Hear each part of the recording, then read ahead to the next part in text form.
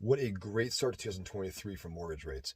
Now, on Friday, we had the Employment Situation Report. This is the most significant piece of jobs related data that's issued each month. And so, utmost importance to the Fed is they want to see contraction across the labor market. They want to see job growth slow. They want to see the unemployment rate rise. Now, while this report didn't show that, it did show a reduction in hourly earnings, along with a downward revision to the previous month. You might say, why do rates care about hourly earnings? The Fed has also been concerned that as inflation has risen, as has wage growth. Increases in wage growth usually translates to increased consumer spending, which translates into higher inflation. So it just becomes this wage price spiral. Hourly earnings coming in below forecasts, along with a downward revision, definitely strengthens the narrative that the Fed may not need to be quite as aggressive in its pace of future hikes.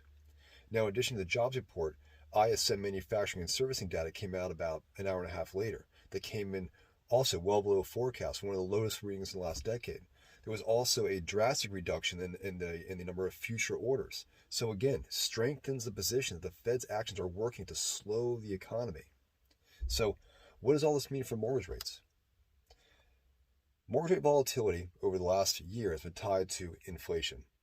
Not just inflation, but also what has been the expectation of the Fed's responses to this inflationary pressure. There's been no report that has had as big of an impact on rate volatility than the CPI, Consumer Price Index. Now, thankfully, the last two reports have shown inflation coming down, which has ultimately resulted in rates moving to their lowest levels in 3 months in early December. The next CPI report comes out this Thursday, the 12th.